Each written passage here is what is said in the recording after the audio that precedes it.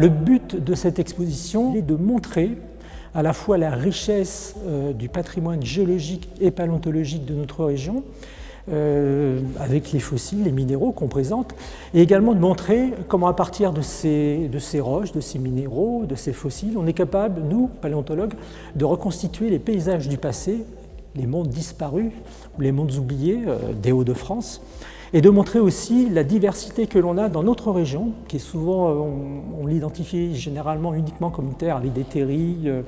des côtes, des dunes, et puis sans rien d'intéressant, on va dire. Là, on va se rendre compte que notre sol et notre sous-sol regorgent de richesses, entre guillemets, patrimoniales, géologiques, paléontologiques,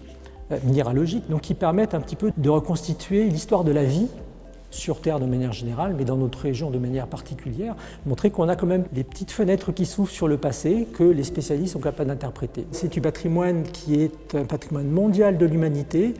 mais qui a quand même la particularité, comme beaucoup de patrimoine, qu'il soit bâti ou culturel ou autre, c'est qu'il n'est pas pérenne, c'est-à-dire qu'il peut disparaître. On a un travail mémoriel à faire. Nous, alors c'est une échelle à plusieurs centaines de millions d'années. On a tout ce passé derrière nous, qui nous rend un petit peu humbles aussi. L'histoire de l'homme, par exemple, est très courte, et là, on a, nous, un devoir de gérer, de protéger, de mettre en valeur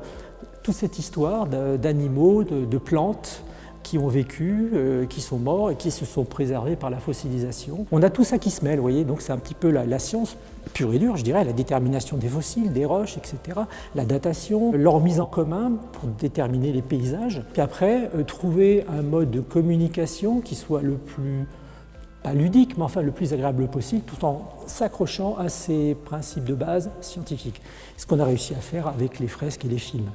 La direction culture de l'Université de Lille a eu à cœur de participer à la muséographie et de concevoir la scénographie de cette exposition, souhaitée par le laboratoire Evo Eco Paléo. Et nous remercions tous les partenaires qui ont permis que cette exposition voie le jour. Vous êtes les bienvenus de 9h à 18h du lundi au jeudi et de 9h à 16h le vendredi.